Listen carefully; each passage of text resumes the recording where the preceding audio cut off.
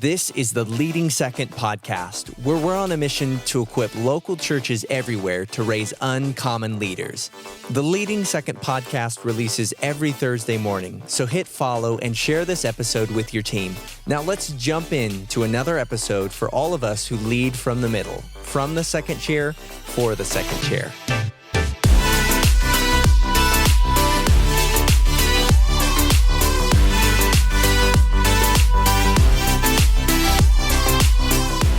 Hey, welcome to the Leading Second podcast. My name is Clark, and I'm one of the team members here at Leading Second. And hey, I'm so glad you've joined us today. We have an incredible conversation, a great episode in store for you today. We have the campus pastor team from Parallel Church in Alberta, Canada, joining Pastor Brandon for an incredible conversation about how to remain faithful under pressure. It's incredible. But before we jump into the episode today, we have a second chair leader who's bringing us the top 5 ways to increase your capacity as a leader. We have Jesse Rodriguez joining us to give us this top 5. Let's listen in.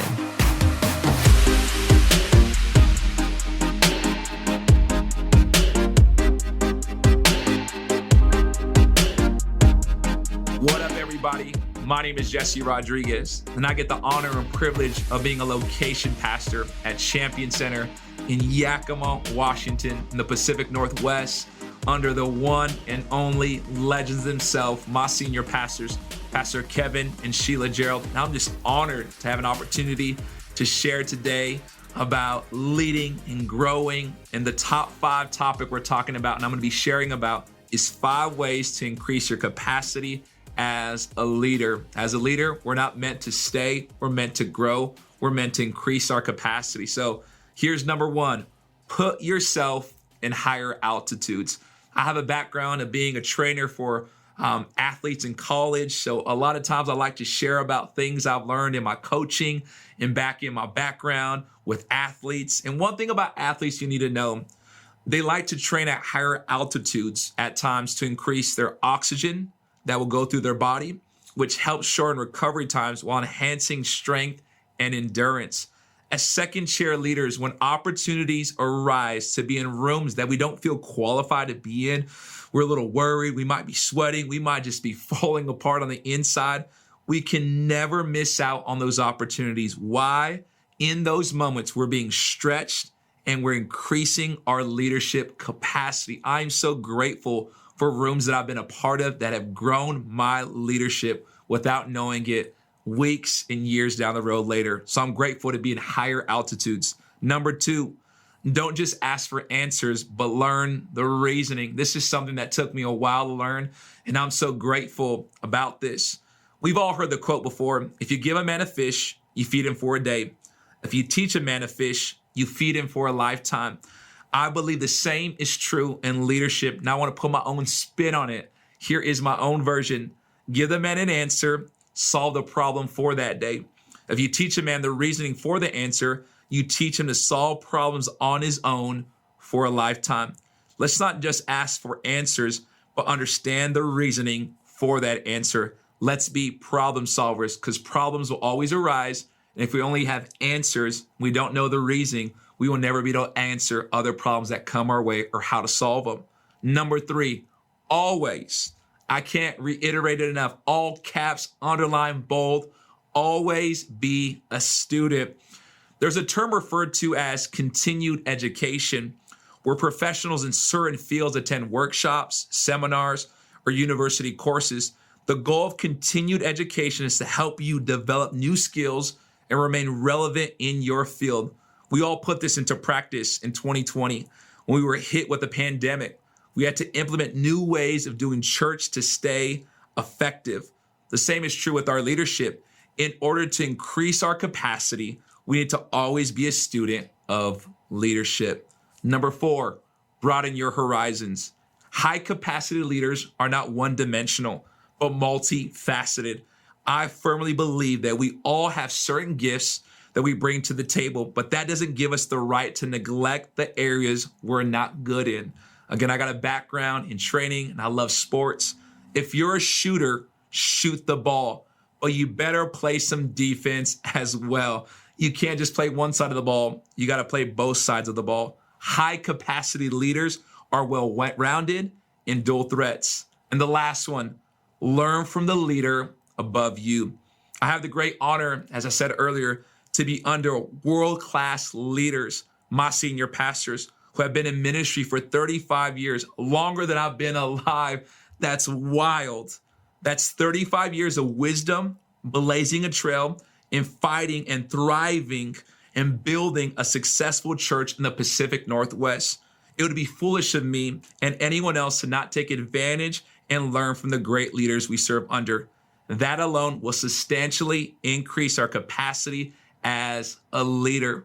Let's not stay where we're at, leading second. Let's continue to increase our capacity, because when we increase our capacity, not only do we grow, the people around us grow, the leaders that are above us grow, but the churches that we get to serve and be a part of, the communities that we're trying to make an impact in, continue to grow too. Let's continue to increase our capacity.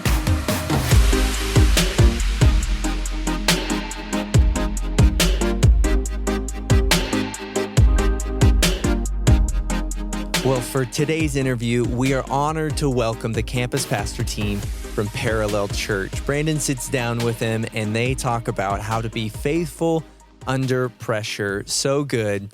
Let's listen in to this conversation. Well, hey, I'm here today with some of the amazing campus pastor team from Parallel Church in Alberta, Canada. Say what's up to everybody. I'm honored to be here. Hey, so good to have you guys. I love your church. I love your pastors. You all serve as a part of our leadership team for Team Church. Of course, leading second is a part of the greater Team Church tribe, and your church contributes to that. So we love you. It's like talking to family today. And you all were my first weekend cancellation, March of 2020. I was supposed to head your way like a day before everything shut down. And so I've had forever FOMO, just so you know, like 2 years of FOMO, not being able to be with you. But we love you guys so much and are thankful for what God's done in your house. Let's do some introductions and start with Tanisha. Hey guys, I'm Tanisha. I'm the campus pastor at our Okotoks campus. So I'm pretty focused there and just jump in wherever is needed on a parallel level. Yeah. Okay, I'm Jen. This is my husband, Tim. He'll probably introduce himself after. We are the online campus pastors at Parallel Church, as well as where we wear a couple different hats, whatever our pastor kind of needs in the season that we're in. And right now we're serving in a couple different areas, but my main focus is I do a lot of the outreach programming and community programming for Parallel Churches. And yeah. Absolutely. My name's Tim, and I am the worship director for the Lethbridge Parallel Campus. That's awesome. Now, you just renamed your church, if I'm not mistaken, or even relaunched would be a better word. Yes. It was quite the process. Yeah. Tell us a little bit about that.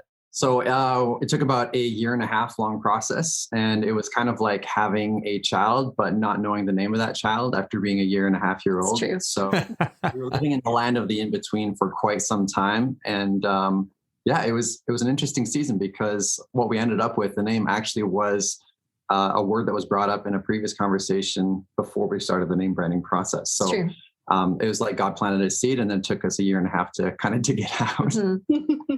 Like people were saying, I think the whole time it just resonated so much, because it was what it articulated so well what we already were living, and the art and the culture and the DNA of who we are as an organization. And it just resonated with everybody so much. So like even now we're still hearing people are just so excited about it. Now, give us a brief history lesson. This is going to be relevant for what we're going to talk about today. But through that process, you guys also, through the relaunch, you left a denomination. I mean, this was a major change for your church. Maybe someone tell us a little bit of history there. Yes. Go ahead, Tim. Yeah, absolutely. Well, I can talk for, I'll give some space to Tanisha to zoom in on this as well. But for Jen and myself, like we were in the denomination for almost 10 years, just over 10 years. And so when we came to the point that we were, okay, we're going to rebrand, it was like letting go of a past family member. Wow. And then embracing and going forward with your current family. Right. And so for us, it was kind of a tug of war between like who we thought we were and what God was like bringing us to be in this next season. And so It wasn't an easy process by any means. It certainly brought a lot of unity amongst our team. Yeah. And adding to that, we had a bit of a fun and exciting opportunity in Okotoks, because shortly before the leaving our denomination, we had a leadership transition where the campus pastors at our location were ready to move on. And that was a really good opportunity for them. And Joel and I were really excited to be able to step in as campus pastors. And then COVID hit 6 weeks later, which was insanity. And so kind of everything that we anticipated doing as campus pastors and planning as campus pastors kind of went to the wayside. And then in the midst of all of that, that transition, we also, the former campus pastors were staying with our old denomination. We were obviously moving on. And so that brought up a lot of questions in our conversation, just to be able to navigate as well.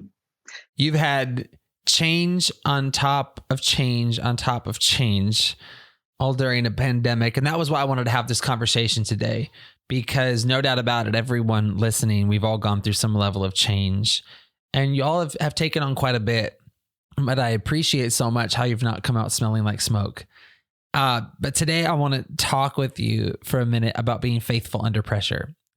And I've thought of you and our friends in Canada a lot over the last 2 years.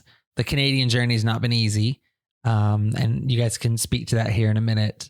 When it comes to lockdowns and restrictions and culture. So our hat is off to you. And I've prayed for you often. And anyone who's been around me for 5 minutes in this season knows that I've been reading heavily Jesus' letters to the churches in the book of Revelation. And I have been so impacted by this area of scripture, because to me, it's the closest picture of what we have of what Jesus considers faithful in the church. It's the closest picture we have of Jesus today. And the second letter in this book, in this section where John is communicating on behalf of Jesus to the church in Smyrna, this second letter was the one that got me for our conversation today. It's interesting because of the 7 letters, there's only 2 churches that Jesus doesn't rebuke. And that he doesn't correct. And this church is one of them, but it's probably because this church is under such intense suffering or such intense pressure. And it says in Revelation 2 in verse 9, it says, I know your afflictions and your poverty, yet you are rich. Very interesting perspective.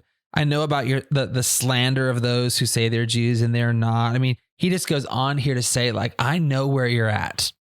I know that you're experiencing a lot of persecution. And then he says, be faithful, even to the point of death, and I will give you life as your victor's crown.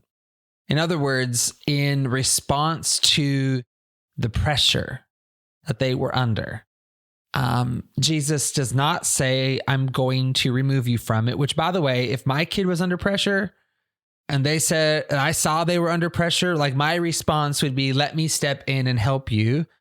Because you're my kid, I'm going to rescue you from pressure, right? Like that's what I would do. I don't know, what you guys would do, but that's not what Jesus did here. He said, because you're faithful, I'm actually going to let you continue to remain under pressure. And I'm going to ask you to be faithful under pressure, but I'm going to give you a victor's crown, and I'm going to be your victory in this.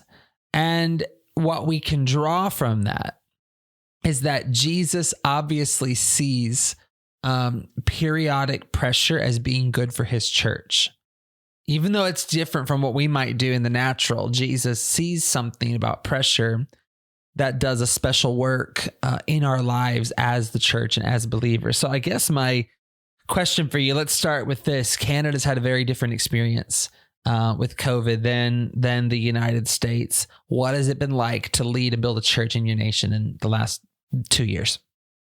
Yeah, it's very different in the sense that like all of our different provinces are running under different mandates and different restrictions. And so we were going through a season where like every month there would be a new restriction lifted or another one given. and then they would follow suit of another province that didn't. And it was like all along we couldn't find what was working for this population in this specific sector. And when we're looking at the churches, I think a lot of the headaches that we hit were like, okay, our number one are our people coming back? If they're not, how do we reach them? And I think a lot of our focus went to be like, okay, we need to get outside these church walls, because if they're not coming back, people still need Jesus and people still need hope. So how do we facilitate this? And that's where like a lot of the outreach arm came into play. It's like, and the online campus came into play. It's like, we need to innovate now. We need to get creative now. If we continue going down the route we're going, we may not have a church in this like anymore. Now that God's church wouldn't exist, but our physical location may not, because we didn't adjust and get agile in the season that we needed to. And I think God was calling us just to be like, okay, I need to like blow your minds for a second, and my church is not within your building. What has it been like leading among a culture? You know, just the culture of your area. People all of a sudden are more apathetic or resistant to coming to church, or churches that want to open their doors are doing something evil or immoral. You know, what's it been like to kind of confront that? I think it's been like we've been in a little bit of a unique area here in Alberta. So Alberta is like a little bit of the Bible Belt of Canada. So in some ways, like we've been really fortunate. So like we've never had the church. I don't think we've ever had it shut down. Like it's never been told to close here. Whereas other provinces have actually had to shut down. So we've been really fortunate that way. But I think in terms of like culture and different things, each of our communities, Canada is very diverse, which is a huge benefit and opportunity, but also creates a lot of pockets of people that have different views and beliefs and belief systems. And all of our communities that we have campuses in, because we're a multi-site church, have different and unique challenges. So Okotoks, where Tanisha has a completely different demographic than, say, Lethbridge, where we are, or Claresholm, where we have one of our campuses, right? So we have very, very diverse populations and people that would have, some of them have reservations and some of them don't. Like in Lethbridge, we have a lot more, I would say, cowboys who are kind of like, let's just go to church kind of thing. And then some of our other areas like Okotoks, and Tanisha can speak to that, would be different. Yeah, Okotoks is probably the most, as a town, not necessarily the people in the congregation, but as a town, the most conservative. We're really close to Calgary, which is one of our bigger centers. And so it's very like, if you're not following the rules, you're a bad person. And I found like we've had to really encourage our church and our team to just say we have a voice in this season, but it's not about COVID and it's not about mandates. It's to point people back to that hope. And this might be a big deal, and it's obviously a big deal in people's lives, but we need to keep the main thing. And that's been, I think, a fairly constant tension. Like it hasn't been a one and done resolve thing. It's just been something we've really had to manage the tension with. Yeah. Well, and then you all have experienced pressure on top of pressure. So you've experienced COVID, but then you've also experienced leaving a denomination, which was messy. I don't know how much you want to get into that or not, but it was not pretty. You know, some of the things that came at your pastor and the church. So you all experienced pressure on pressure. And someone who's listening's journey is going to have been different, but I think we can all relate to pressure on pressure. So talk to me about what that's been like. And I have a question for you. Tell me how you have unified as a team in a season of pressure on pressure. Yeah, it's interesting because we are leading second to our senior pastors. And when they hit fire or they're going through trials, it's almost like in this season, we've all had to, as campus pastors or as leaders, grab that bottom rung of that ladder that we're holding up for them and be like, okay, whatever it takes in this season, we need to stabilize them as they continue to climb, because what they're facing is some hard stuff. And so what are we going to do? We're going to put aside like our preferences and say, hey, in this season, if he needs me to go into kids and I'm not doing worship anymore, then that's where my heart's going to be. Or if you need me to readjust my like schedule in order to accommodate this new ministry, whatever it may be, it's like, it forced us to get outside of our like preference boxes of what we were currently working in and be like, okay, whatever's best for the ministry right now. Yeah. Yeah. And even like looking at the rebrand and that kind of stuff, and Tim was comparing it to before, like you're naming this new baby, right? But like the whole process of that and the birthing process and getting that out was a lot of pressure. And I think in terms of like, if you allow pressure can actually, it can refine, it can provide growth. And you see a lot of things exposed through the process of applying pressure to something, that whatever is internally in there tends to come out. So whether it's going to explode or there's going to be some kind of crazy reaction, or whether it's going to produce something that's refined and more pure and full of substance, like that tends to be what comes out in times of pressure. When you have compounded pressure, it just gets more and more, I think, refined. And I think what we saw was, even through the rebrand and through the process of leaving the denomination and different things, we came out with such a pure identity. Yeah. Right. And the DNA of what we came out with was so distilled that it just like, it was crazy. Like we, like even now, like when we look at like our statements and stuff that are hanging on our walls, it's like that was there the whole time, but now it's just so clearly articulated because we allowed that pressure to distill it down to whatever was like the bare bones of being like, this is who we are. Beautiful. Well said. Well said. What's the greatest lesson a season of pressure has taught you? I think just feeling like pressure on pressure, it can be really easy to get overwhelmed, which is easy to say. And in our first 2 months as campus pastors, we had our leadership transition, COVID hit. Wow. We had a traumatic death of a family within our campus, and we had a baby. And so everything that we planned for that season did not happen. Everything that we thought we could do to support our pastor and be there was not going to work. It was no longer relevant. And I think just being able to keep focused on, like Tim mentioned it earlier, but the church is not the four walls. We're not designed to stay there.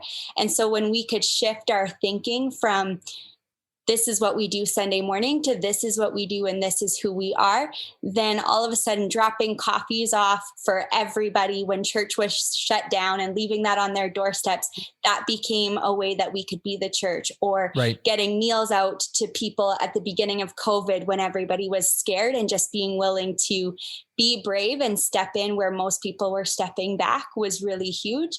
And then, just looking for ways to just not just say to our pastor, hey, we're right behind you, but saying, how can I be right behind you? I want to be right behind you. What do you need in this season? And just being willing to like step in wherever that looked to be the church was so critical. Yeah. Yeah. When you're going through seasons of pressure upon pressure, is that you don't have the allowance to not work the art of candid conversations. Like we have to be able to have those honest conversations. And in the off season, like any athlete would be training for the moment, is like when things aren't pressure upon pressure, I would highly be suggesting that like your team be just working the art individually and corporately. Is like, okay, let's have these discussions. Yeah. Let's be willing to be upfront with each other if something's bothering us. Like, because when that pressure hits, we don't have that that leniency to just beat around the bush. Yeah. And if you have any cracks in your foundation, when you add the pressure to it, like it really exposes where there's weak spots. And so I know even like throughout this whole, like the last 2 years or so, like there's been times where it's like, okay, more pressure gets added. And it's like, okay, this spot actually is like a vulnerable place. So we need to like reinforce that. We need to put some good disciplines and practices in place. Maybe it's family time or different things, just different aspects of our life. Or maybe it's like, okay, like we got this part like handled pretty well, but now this has been exposed as like an area of weakness. So now we have to kind of spend some time and adjust how we're managing those things. And with even talking about the book that we talked about at the beginning, the Full Power of Engagement, like some of the stuff in there, just reevaluating how you're managing your times and energies and different things to make sure that you have the sustainable practices and disciplines and rhythms in place to sustain you in those times of pressure. Because if you don't have those, that foundation is like pretty rocky. Right. Well said. No one under pressure should feel the pressure to always get it right. I mean, we're all going to wriggle and writhe under pressure. We're going to have gut reactions. Obviously, the healthier you are, the better, your reaction is going to be in those moments, but none of us are going to feel perfect under pressure for sure. But let me ask you this, under pressure, where did you run and where did you anchor your hope?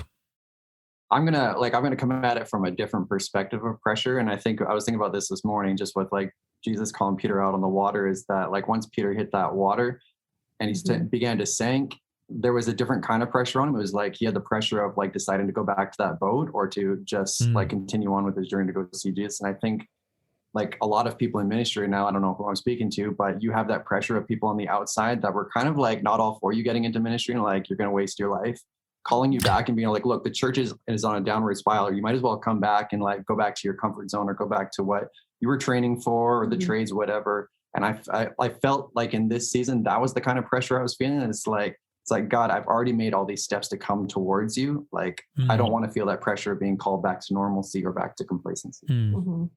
Yeah, I think like the cheesy answer like is God, right? kind of thing. But like really like it does come down to those, what are you inputting daily? Totally. Disciplines and those little things that like get so easily put aside. Like, are you doing your daily devotionals? Are you spending intentional time seeking God or in prayer? And setting those foundational things in place, because I think when it comes to, it's like, well, where do you run to? You tend to fall back on what you know, and you fall back on where you've developed the habits and those systems in your life. So like when you make something a habit or habitual, you're more likely to retreat to that place. And so like for us, like I know we've been very intentional about building like our daily like disciplines and different things. So like I do have times like once a day where I will go and sit and read a book and pray, or just have a bath and have some God like alone time kind of thing. And without that, like I think you develop other dependencies and other things that you will go to instead if you don't take the initiative and set that like as a precedent into your life. Absolutely. Rhythms are king on that.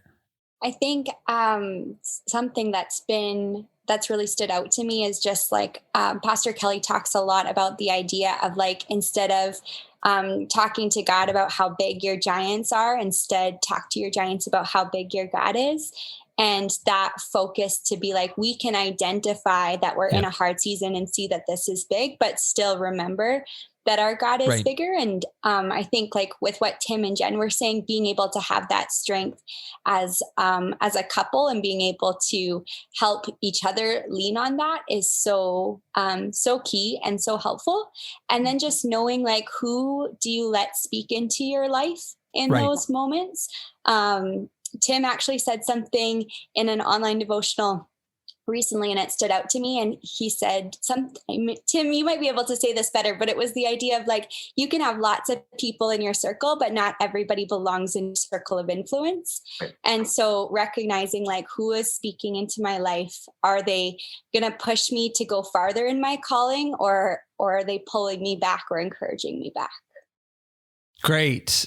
Well said. I just want to say it again. I love and respect you all. And all of our Canadian friends and brothers and sisters, we respect you all so much. And like you said, it's been a diverse experience, but I know some have really struggled to gain traction. A lot of cultural headwinds, right now, restriction headwinds. So I just want you to know, if you're in Canada leading today, we love you. I pray for you regularly. If there's something we can be doing for you, please reach out and let us know. So I want to thank you guys for your encouragement today, and thank you for speaking back into the lives of leaders today. Let me ask you one more question before we land the plane on this interview. How have you attempted to hold up the arms of your pastors well in a season under pressure? I think being able to make sure that we don't just hear what they say as words, but hear it as instruction or something to take forward. Like, we all have room or influence or a platform. And I think that we can be a voice for our pastor in those rooms and those spaces that they aren't. So if they say something casually or really intentionally, just thinking, how can I take this forward to our team or our congregation so they don't have to say it a billion more times? How can we help reinforce what we're doing and what we're trying to take forward as a church? Great. Yeah. And to piggyback off of that, like, I know one of the things that actually you said this, Brandon, I think in the Leading Second course, but just being a voice for your pastor in rooms where they're necessarily not.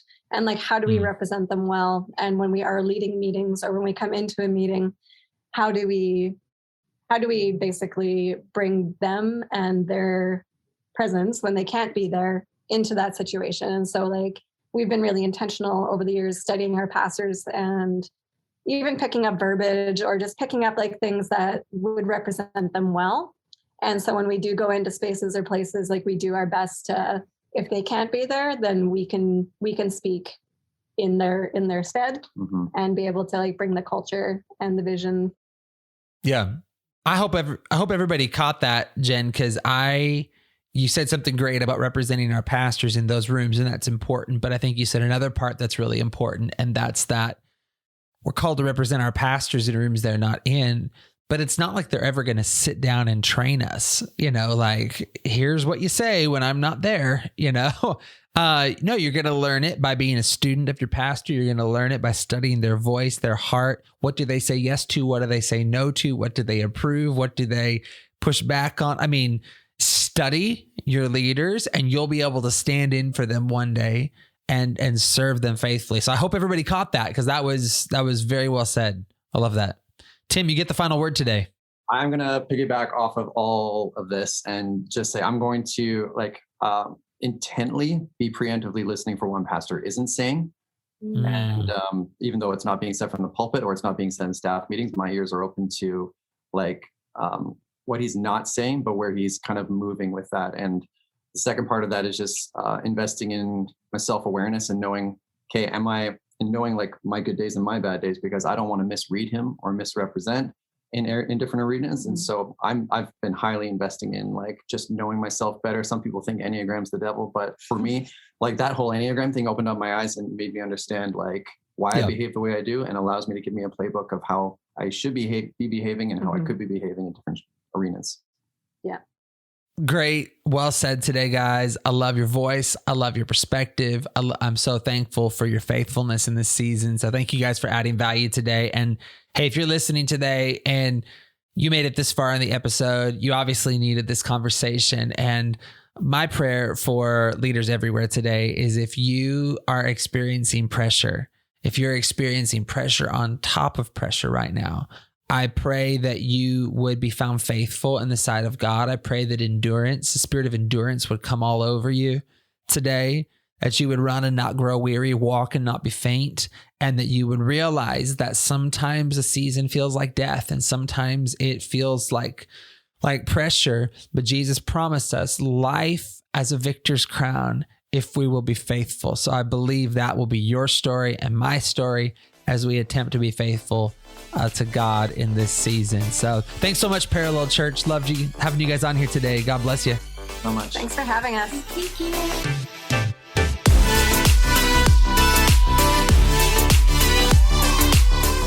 For more information, check out leadingsecond.com.